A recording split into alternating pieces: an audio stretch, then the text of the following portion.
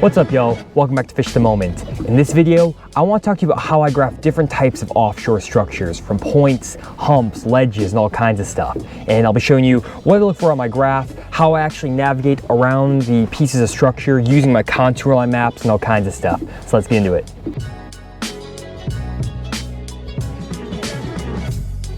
Number 1. Offshore Points.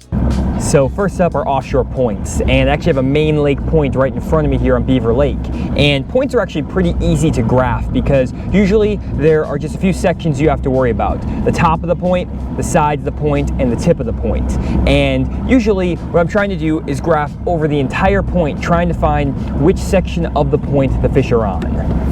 And so when I pull up to a point like this, first I have to figure out how deep should I be graphing. And today I actually see that there's a thermocline at about 40 feet here on Beaver Lake. And if you don't know what a thermocline is, check out this video right here. It talks about how deep you should be fishing offshore. And so depending on the guidelines I talk about in that video, that's where I'm gonna start graphing. And so today I'm gonna start graphing at about 40 feet of water, and I'm gonna start graphing from 40 feet all the way up to 5 feet of water and see where the fish are.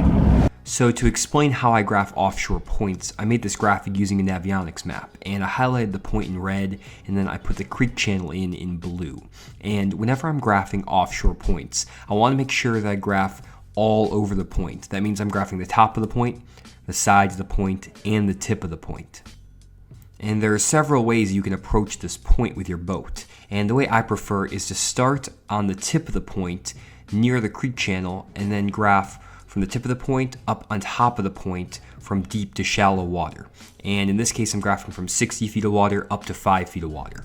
And the reason I do this is because I want to see with my down imaging if I see any fish that are suspended on the point, they're on the bottom on the point, any bait fish that are up there. And I also want to use my side imaging to scan the sides of the point. And if I do see something interesting either on my down imaging or my side imaging, I'll mark it, and then I'll spin my boat around and I will graph both sides of the points and graph over anything I saw interesting. And usually what I'll do on these points is I'll make that first pass from the tip up to the top of the point. Then what I'll do is I'll make a pass from the one side of the point to the other side of the point in the depth of water where I saw the most fish and the most bait. And so I'm kind of almost making an X across this point. And usually I don't make more than maybe 2 or 3 passes on a point, but if I do see a lot of interesting bait fish or a lot of fish or a lot of cover, I might drive over a point 6-7 times to make sure I get a good image. And I want to make sure that I reiterate that last point because it's really important to regraph over offshore structure 2 or 3 times if it looks really good. For example, with this point, you can see there's a creek channel on both sides. The point sticks out pretty far in the middle of the lake. It looks like a great place that'll hold fish, but sometimes you may graph over this point once or twice and not see any fish, bait, or cover. And that's just because the angle of your down imaging and your 2D sonar or your side imaging transducer didn't quite catch the school of fish or a rock pile that's down there. And I've had so many times when I graph over an offshore point once or twice, don't see any fish, and the third time I pass over it, I find 7 or 8 fish stacked up on one small corner of the point, and I'll catch a bunch of fish there. And so a lot of times if you find a really good looking piece of structure, don't be afraid to graph it 3 or 4 times. Now if you just have a straight bank like this bank over here, I might only graph down that bank once because there's not that much area to cover, and a lot of times there's not as much probability that the fish are going to be on a straight bank like that. They're more likely to be on the points or some obvious piece of structure.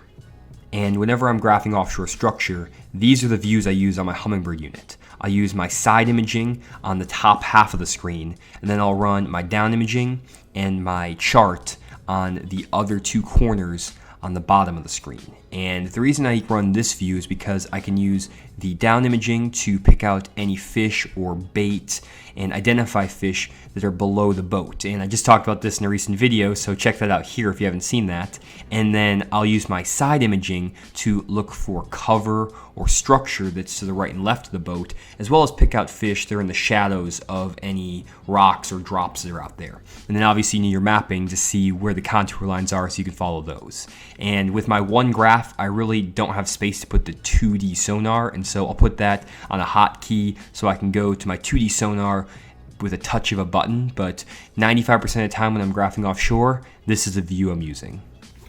So as I've been graphing around this point, I'm noticing a lot of fish in the 20 to 30 foot range. And I actually am finding them more on the sides of the point than up on top of the point. And so that tells me that maybe if I was going to graph a few more points, I should start focusing in that 20 to 30 foot range and then expand from there. It's always good to keep the fish honest and always graph up shallower and graph out deeper on every offshore point you pull up on. But it seems like right now these fish are really keyed in on that 20 to 30 foot depth range.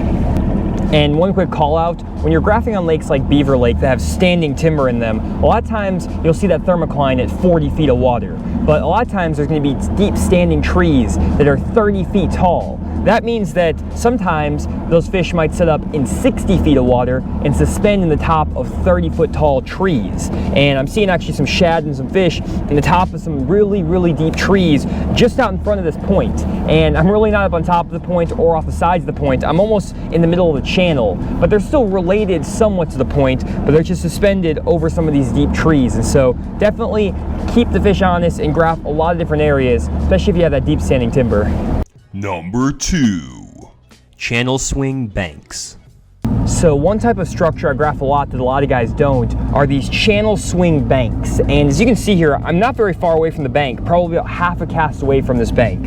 But I'm actually graphing in anywhere from 30 to 40 feet of water, and I'm basically just driving straight down this bank. And what I'm looking for is bait fish and fish actually on the bottom down these steep banks. And a lot of times as you get into the late summer and into the fall, a lot of bass will start relating to these steep channel swing banks within a cast of the bank. And even though you're fishing pretty close to the bank, you can actually graph for these fish and see them down there. And a lot of times I can throw a football jig down there, a Ned rig, a drop shot, and catch a lot of good fish. And so these 45-degree chunk rock banks, maybe even 60-degree banks, can be really, really good areas to find fish. And they're still kind of deep. They're not really offshore, but you can use electronics to find them. And if you get on the right little bank like this, you can find some really good fish, and you can catch 5, 10, 15 fish off of one 30-yard stretch. So definitely something to check out and something you should be graphing.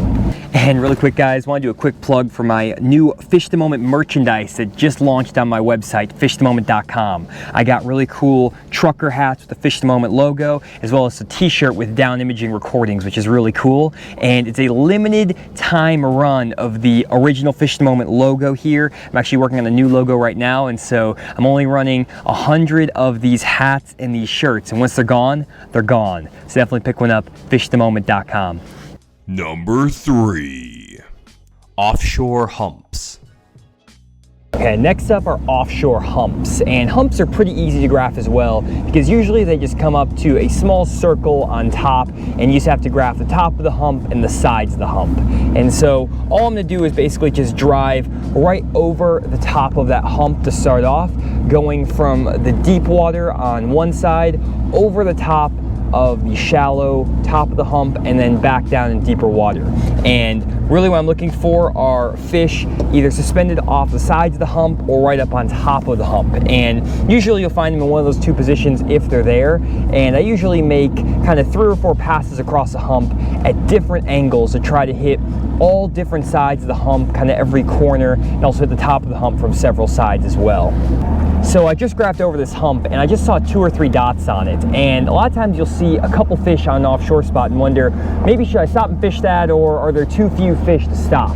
And so a lot of times what I'll do is I'll regraph over an area a couple different times from different angles to see if I can see more fish in that area. And a lot of times when you just see 2 or 3 fish, you just clip the edge of that school of fish, and if you regraph it from a different angle, more and more fish will show up. And so on a spot that may only have 2 fish the first time you graph over it, if you regraph it from a different angle, you might see 10 or 15 down there, and then you found those fish. So don't just graph a spot one time, go over it a couple different times, especially if you see some dots down there. So really quick, guys, let's take a break, and I want to talk about something that's really important to graphing offshore structure that applies to all the different structures we're talking about today. And that's making sure you graph all around a piece of structure, not just the best looking spot. A lot of times you'll pull up a contour line map and you look at it and you'll say, ooh, this is the best spot on the map. Whether that is a place where the contour lines get tied together, where a main river channel swings right up against a point, or maybe a high spot in the middle of a big flat. And a lot of times these areas can hold fish, but a lot of times these are also the biggest community holes on the lake, and a lot of people pull up and fish them, especially if they watch some of my videos. And so what I found over the years is that my most productive areas are actually subtle places that are close to those community holes in the really obvious areas, but are a little bit harder to find because they don't show up on the contour line map. So for example, I just graphed over a really obvious main lake point that has a creek channel swinging up against it. There's a big community hole here on Beaver Lake. You can actually see it a little bit in the background here. And a lot of people fish this. There's some brush piles people have planted out here. Really obvious area. And I first pulled up to this and I graphed it a couple years ago and didn't really see any fish around it. But it looked so good, I was like, man, there's got to be something around here. And so I just kept graphing and graphing around the general area. Finally, I found a giant boulder just off the side of the point where you can't really see any significant contour line changes. It's basically a pretty flat area, but this big boulder is sitting there, and it actually had a ton of fish on it the first time I pulled up, and I crushed them there. And so a lot of times it pays off just graphing around some of the less obvious places, or places that kind of look almost like nothing on the contour line map, because those are the places that other people aren't graphing. And if you find something irregular like a big boulder, you can sometimes load the boat. So just keep that in mind. Don't get so fixated on a specific perfect looking spot. Graph around a lot of these offshore pieces of structure on the backside, up on top in shallower water. You're gonna find more fish. Number 4, offshore ledges. So next up, guys, let's talk about graphing ledges. And right here I have a really deep main river ledge on Beaver Lake. The top of it is in about 25 feet of water and it drops off into 100 feet.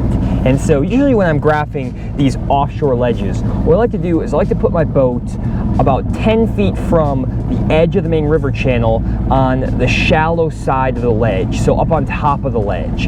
And what I'm doing is I'm using my down imaging to scan directly below the boat to see if there's any active fish up on top of the ledge. And then with my side imaging, I'm actually graphing for cover to the right and left of my boat, and also I'm trying to see if I can see any fish suspended out in the middle of the creek channel.